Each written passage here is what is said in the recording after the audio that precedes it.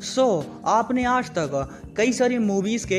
Action scene को notice किया होगा। तो उस एक्शन सीन में जब कभी भी किसी गाड़ी का या फिर कार का एक्सीडेंट होता है तो वह जो कार होती है उसके जो पुर्जे होते हैं वे पूरी तरीके से अलग अलग हो जाते हैं। यानी कि जैसे किसी कार का एक्सीडेंट उसकी फ्रंट साइड से होता है तो उसका जो इंजन है वह लगभग अलग हो जाता है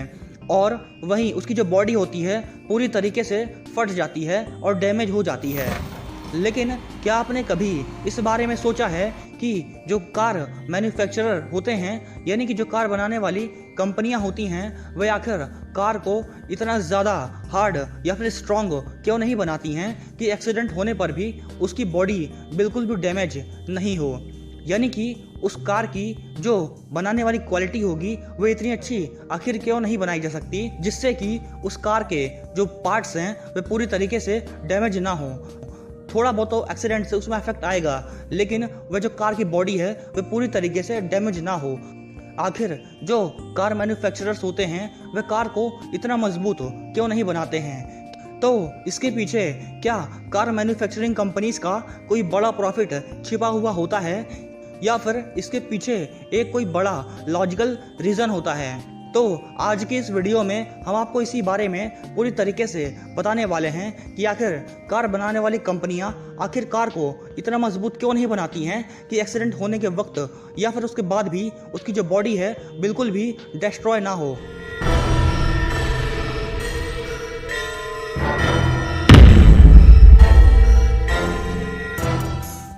तो इसके पीछे का जो सबसे बड़ा रीज़न होता है वह ये होता है कि ऐसी कारें जो कि किसी भी तेज से तेज टक्कर में भी ना टूटें, ऐसी कारें अगर बनाई जाती हैं तो उनमें बैठने वाले जो लोग होते हैं उनके लिए ऐसी कारें सबसे ज़्यादा नुकसानदायक साबित होंगी। लेकिन ऐसा क्यों होगा तो इसके बारे में हम आपको आगे बताते हैं।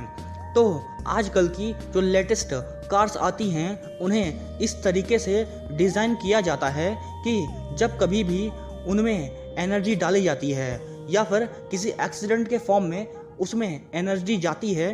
तो वह जो एनर्जी होगी अब उस कार को उस एनर्जी को लॉस करना होगा।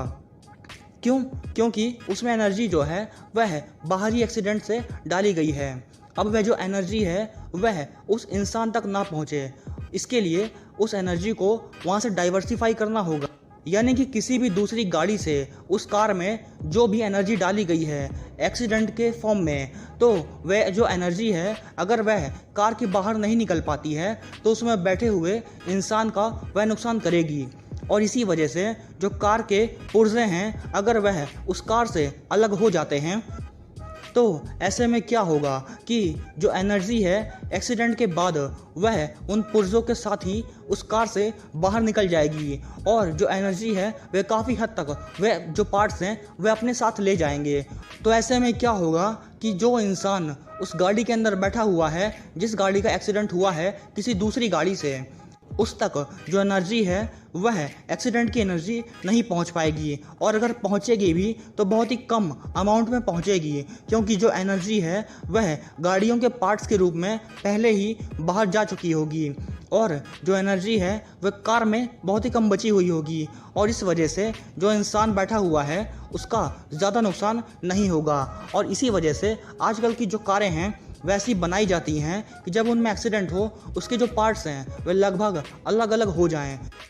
और इसी वजह से आपने जब कभी भी ऐसा देखा होगा कि किसी कार का जो एक्सीडेंट है वह किसी मजबूत बॉडी वाले व्हीकल से या फिर गाड़ी से होता है जैसे कि कोई ट्रक, यानी कि किसी कार और ट्रक का एक्सीडेंट होता है तो उस एक्सीडेंट में जो सबसे ज़्यादा नुकसान होता है वह उस कार का ही होता है ना कि ट्रक का। क्योंकि आपने देखा होगा कि जो ट्रक की बॉडी होती है वह काफ़ी ज़्यादा मजबूत होती है और वहीं जो कार की बॉडी होती है वह उस तरीके से डिज़ाइन की जाती है कि उसमें जब कभी भी किसी भी गाड़ी का एक्सीडेंट हो तो उसकी जो बॉडी है वह उस शॉक वेव को या फिर एक्सीडेंट की जो एनर्जी है उसे अब्जॉर्ब कर पाए।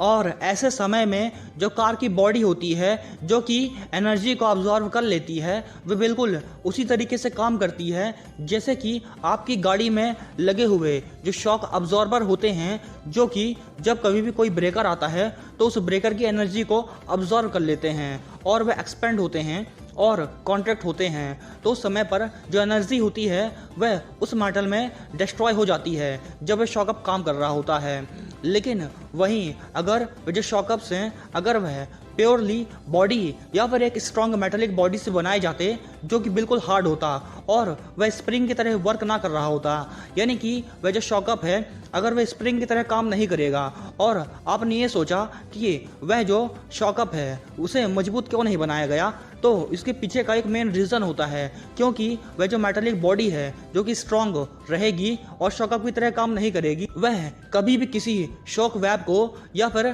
किसी भी झटके को अब्जॉर्व नहीं कर पाएगी। और इसी वजह से जो कार की बॉडी होती है वह बिल्कुल ऐसी बनाई जाती है कि एकदम से शॉक आने पर या एक्सीडेंट होने पर वह उस शॉक को या उस एक्सीडेंट में लॉस हुई एनर्जी को अब्जॉर्व कर पाए। और इसी वजह से हमारी आजकल की जो लेटेस्ट कार्स हैं वह बिल्कुल इस तरीके से बनाई जाती है कि अगर कभी भी उनका एक्सीडेंट हो जाता है तो उनकी जो बॉडी है वह ठीक तरीके से एनर्जी को डिस्ट्रीब्यूट कर पाए और वह जो एनर्जी है डिस्ट्रीब्यूशन के बाद उस पर्सन तक ना पहुँचे जो कि उस कार के अंदर बैठा हुआ है, यानी कि एनर्जी जो है पूरी तरीके से बाहर डिस्ट्रॉय हो जाए और वह एनर्जी अंदर तक ना पहुँच पाए।